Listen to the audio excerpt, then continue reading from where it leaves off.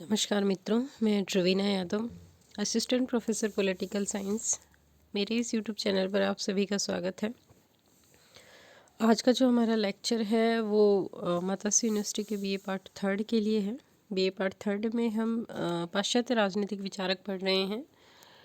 पाश्चात्य राजनीतिक विचारकों के दौरान हमने ग्रीक विचारक पढ़ लिए। मध्ययुगीन एक्विनास मैकियावेली के बारे में हम अध्ययन कर चुके हैं। आज का जो हमारा लेक्चर है उसमें हम टॉमस हॉब्स के बारे में अध्ययन करेंगे। टॉमस हॉब्स का परिचय और उनकी रचनाएं देखेंगे इस लेक्चर में हम। टॉमस हॉब्स एक बहुत ही महान विचारक और राजनीति शास्त्र के प्रणेता रहे हैं। उनकी जो बुद्धि थी वो अत्यंत ही सूक्ष्मदर्शिनी और विश्लेषपटु थी। उनकी जो विश्लेषण कला थी उस पर अरस्तु का स्पष्ट प्रभाव देखा जाता है। उनका जीवन परिचय की यदि हम शुरुआत करें तो टॉमस हॉब्स का जन्म सन 1588 में मैम्सबरी के पास वेस्टपोर्ट में हुआ था। उनके पिता वेस्टपोर्ट में एक पादरी थे, लेकिन अपने वो क्रोधी स्वभाव के कारण उनके पिता ने एक अन्य पादरी पर हमला कर दिया था, जिसके कारण उन्हें अपने 3 बच्चों और पत्नी को छोड़कर निर्वासित होना पड़ा था। पिता की अनुपस्थिति में होब्स का पालन पोषण उसके चाचा ने किया। बचपन से ही विलक्षण प्रतिभा का धनी था। उसने 4 वर्ष की अवस्था में अच्छी तरह पढ़ना लिखना सीख लिया था और 6 वर्ष की अवस्था में ग्रीक और लैटिन का अध्ययन शुरू किया था। मैम्सबरी में ही उसने सन 1596 से 1603 ईस्वी तक लैटिन और ग्रीक का भी इतना गहन अध्ययन कर लिया था कि 14 वर्ष की आयु में उसने यूरिपाइडिस की दी मीडिया का ग्रीक से लैटिन भाषा में अनुवाद कर दिया था। सोचिए आप, हम 14 वर्ष की आयु तक ठीक से पढ़ना लिखना सीखते हैं। उसने एक बहुत ही फेमस पुस्तक यूरिपाइडिस की द मीडिया का ग्रीक भाषा से लैटिन में अनुवाद भी कर दिया था। 15 वर्ष की आयु में वो ऑक्सफोर्ड विश्वविद्यालय में प्रविष्ट हुआ। 5 वर्ष बाद तक वह विश्वविद्यालय में प्रचलित तत्कालीन जो स्कॉलेस्टिक पद्धति थी उसके प्रति वो तीव्र घृणा से भरा हुआ था। उसको लेकर वो स्नातक हुआ वहाँ से। 1608 ईस्वी में जब उसकी आयु सिर्फ 20 वर्ष की थी तो वह इंग्लैंड के कैवेंडिश नामक एक उच्च कुल में विलियम कैवेंडिश का शिक्षक नियुक्त हुआ। उसका इस परिवार के साथ जीवन भर संबंध बना रहा। इसने उसके बौद्धिक विकास पर गहरा प्रभाव डाला। 1610 ईस्वी में अपने शिष्य के साथ यूरोप की पहली यात्रा करते हुए उसे वहाँ के दार्शनिक विद्वानों के तथा नवीन भौतिक विज्ञान के संपर्क में आने का अवसर मिला और यह ज्ञात हुआ कि ऑक्सफोर्ड का दर्शन बहुत पुराना पड़ चुका है। उसी दौरान उसे इंग्लैंड के बेकन, बेन जॉनसन जैसे बुद्धिजीवियों से परिचित होने का भी अवसर मिला। 1628 में होब्स कैवेंडिश परिवार को छोड़कर सर क्लिंटन के जो पुत्र थे उनके अध्यापक नियुक्त हुए। इस परिवार के साथ वो 3 वर्ष तक रहे। प्रथम 2 वर्ष उसने विदेश यात्रा में ही बिताए। अपनी इस यात्रा में वह गणित और ज्यामिति की नई खोजों से परिचित हुआ। उसका परिचय उन नवीन विचारकों से हुआ जो यांत्रिक आधार पर विज्ञान का क्रमबद्ध रूप से पुनर्निर्माण करने के आकांक्षी थे। देखिए, होब्स का जब हम दर्शन पढ़ेंगे तो उसमें हम देखेंगे कि होब्स का दर्शन एक तरीके से यांत्रिक पद्धति को और ज्यामिति, यांत्रिक गणित, इन चीज़ों का प्रभाव बहुत अधिक दिखेगा आपको होब्स के दर्शन। इसीलिए होब्स के दर्शन को वैज्ञानिक दर्शन भी कहा जाता है। इसने वैज्ञानिक पद्धतियों को अपनाया है और बहुत कोशिश की है इसने विज्ञान की तरह सर्वसिद्ध सत्य इसमें राजनीति शास्त्र में भी ऐसे तथ्य स्थापित किए जा सकें। तो इन्हीं विचारकों, इन्हीं ये जो इनके शिष्य रहे हैं, इन्हीं के संपर्क में रहकर इन्होंने विदेशों में यात्राएं की और उस दौरान इन्हें बहुत सारे वैज्ञानिक अनुभव भी प्राप्त हुए। 1640 में राजा और संसद में ब्रिटेन में संघर्ष छिड़ गया और उनका ध्यान गणित शास्त्र से राजनीति शास्त्र की ओर आकृष्ट हुआ। हालांकि पहले वो ज्यामिति और गणित में रुचि रखते थे, लेकिन 1640 में जब इंग्लैंड में राजा और संसद के बीच संघर्ष छिड़ा, वहाँ की राजनीति से प्रभावित होकर वो राजनीति शास्त्र की ओर आकृष्ट हुए। उन्होंने निरंकुश राज सत्ता के समर्थन में एक पुस्तक लिखी और इसी पुस्तक के कारण उनका विरोध हुआ, जिसके कारण उन्हें इंग्लैंड में अपना जीवन संकटपूर्ण लगने लगा और वो भागकर कहाँ चले गए? फ्रांस में चले गए। 11 वर्षों तक वो फ्रांस में रहे और इसी अवधि में उन्होंने डी सीवे की रचना की, जो 1642 में प्रकाशित हुई। इस कालावधि में वह पेरिस में इंग्लैंड से भागकर आए हुए युवराज तथा भावी चार्ल्स द्वितीय का गणित शास्त्र का अध्यापक भी रहे हो।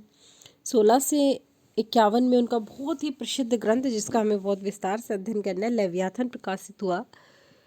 1655 में डी कॉर्पोरे, 1659 में डी होमी ने प्रकाशित किया।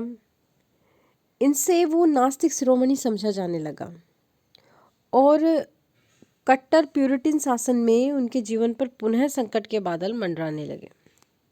किंतु इंग्लैंड में क्या हुआ कि 1660 में क्रोमवेल के स्थान पर कॉमनवेल्थ की समाप्ति हुई, यानी वहाँ जो संसद थी उसकी समाप्ति, और इंग्लैंड में पुनः वहाँ पर क्या हुआ? राजतंत्र शासन की स्थापना हुई।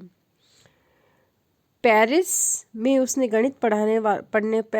जो गणित पढ़ने वाला युवराज था चार्ल्स द्वितीय के नाम से ब्रिटेन की राजगद्दी पर बैठा, जिससे उसके जीवन का संकट, उसका शिष्य ही राजा बन गया, तो उसके जीवन का जो संकट था वो टल गया। राजघराने में होब्स का सम्मान बहुत अधिक बढ़ गया। चार्ल्स ने उसके लिए पेंशन की व्यवस्था कर दी, किंतु होब्स के धार्मिक विचारों के कारण बिशपगण जो थे वो धीरे धीरे उसके विरोधी बनते चले गए। कुछ बिशपों ने होब्स को नास्तिक के रूप में चिता पर जलाने का सुझाव भी दिया और वह इन चीज़ों से इतना अधिक आतंकित हुआ कि वो डरा हुआ सा रहने लगा। राजा ने होब्स को विवादित लेख न लिखने की सलाह दी कि आप इस तरह के विवादित लेख ना लिखें, जिससे कि आपके जीवन पर संकट आए किसी तरह का। तो ऐसे उसका जीवन चलता रहा। 1689 में 1679 में 91वें वर्ष की आयु में उसका निधन हो गया। अब हम देखते हैं वर्क्स ऑफ होब्स की रचनाएं। होब्स ने बहुत सारे ग्रंथों की रचना की, किंतु राजनीतिक क्षेत्र में उनसे संबंधित जो ग्रंथ हैं हम उनका विशेष रूप से अध्ययन करेंगे, जो निम्न है। पहला था डी सीवे, जो 1642 में लिखा था। उन्होंने फ्रांस में लिखा था, मैंने बताया था, जो वो भागकर फ्रांस गए थे तो वहाँ पर उसकी रचना की थी। दूसरा डी कॉर्पोरे 1655 में। लेवियाथन सबसे महत्वपूर्ण है, जिसमें उनके राजनीतिक विचार दिए हैं बड़े विस्तार से, 1651 में। एलिमेंट्स ऑफ लॉ 1650 में। डी होमिने 1659 में। डी सीवे जो ग्रंथ था उसमें होब्स ने संप्रभुता की व्याख्या करते हुए उसकी परिभाषा दी है। डी कॉर्पोरे में होब्स ने मानव स्वभाव संबंधी विचारों का बहुत स्पष्ट तरीके से विवेचन किया है और जनता को संप्रभु शासक का विरोध क्यों नहीं करना चाहिए इसके बारे में उन्होंने डी कॉर्पोरे में लिखा है। एलिमेंट्स ऑफ लॉ जो उनकी पुस्तक है उसमें उन्होंने विधि संबंधी, कानून संबंधी व्याख्या दी है। लेवियाथन में होब्स के राजनीतिक विचारों का सर्वोत्तम परिचय मिलता है। यह होब्स की एक अमर कृति है। इसके 4 भाग हैं। पहले भाग में प्राकृतिक अवस्था, दूसरे भाग में राज्य की उत्पत्ति, तीसरे में चर्च और राज्य के संबंध, और अंतिम जो चौथा भाग है उसमें कैथोलिक चर्च के जो उसने आलोच्य पक्षों का विवरण किया है, उसके जो आलोचनात्मक पक्षों का विवरण किया है उनके बारे में इसमें लेवियाथन में मिलता है। देखिए, लेवियाथन एक विशालकाय समुद्री राक्षस होता है जिसके माध्यम से होब्स समझौते से उत्पन्न संपूर्ण प्रभुसत्ता संपन्न राजशक्ति का स्वरूप प्रतिपादित करना चाहता है। देखिए, हम देखेंगे कि होब्स का सामाजिक समझौता हम इसमें पढ़ेंगे, और होब्स कहता है कि मनुष्य जो है वो सामाजिक समझौते के माध्यम से एक ऐसा संपूर्ण प्रभुत्व संपन्न राजा की स्थापना करेंगे, एक राज शक्ति की स्थापना करेंगे जिसमें संपूर्ण शक्तियाँ होंगी, जो संपूर्ण प्रभुत्व संपन्न होगा, सर्वोच्च होगा, सर्वशक्तिशाली होगा।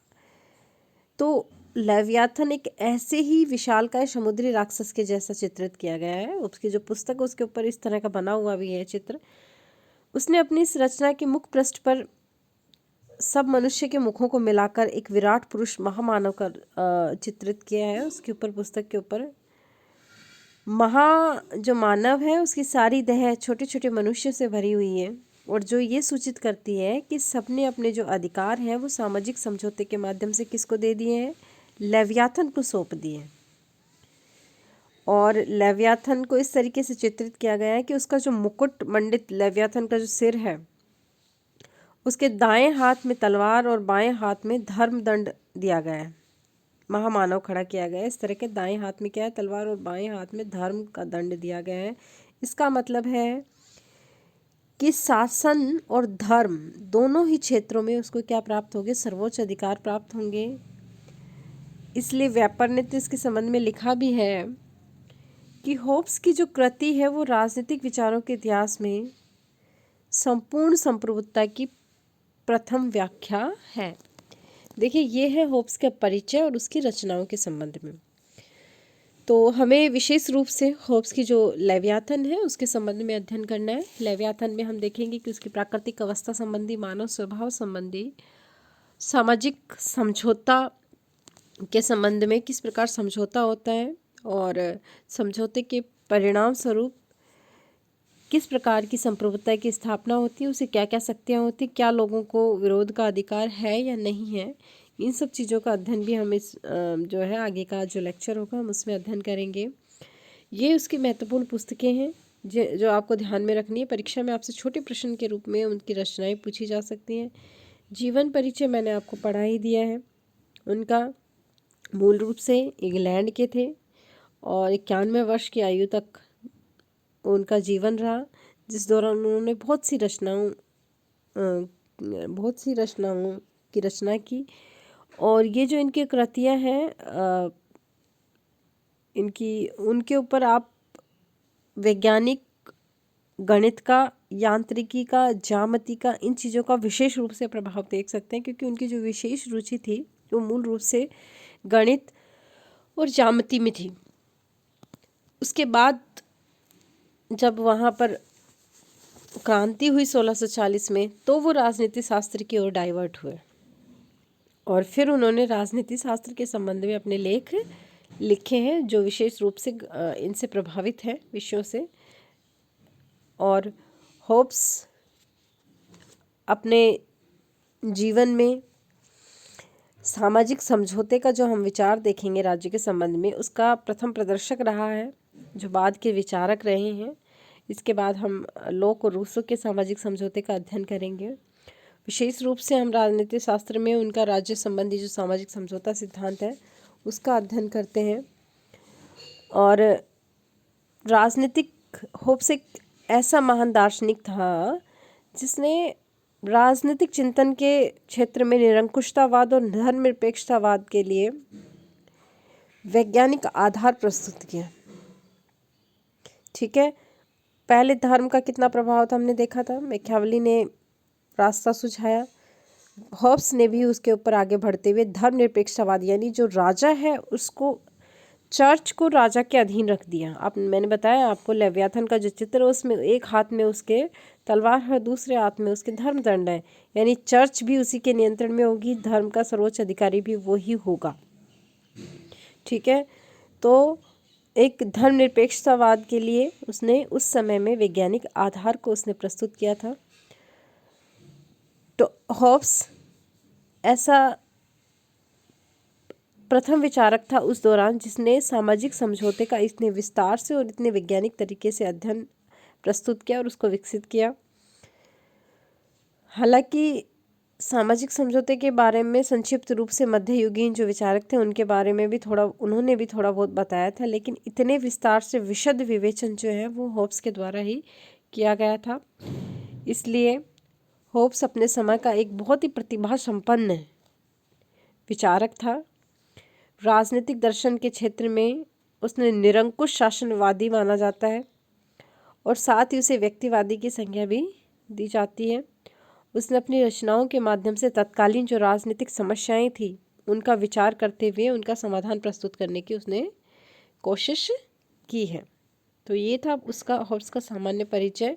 आगे का जो हमारा लेक्चर होगा उसमें हॉब्स के हम सामाजिक समझौते के संबंध में मानव स्वभाव इत्यादि के बारे में अध्ययन करेंगे।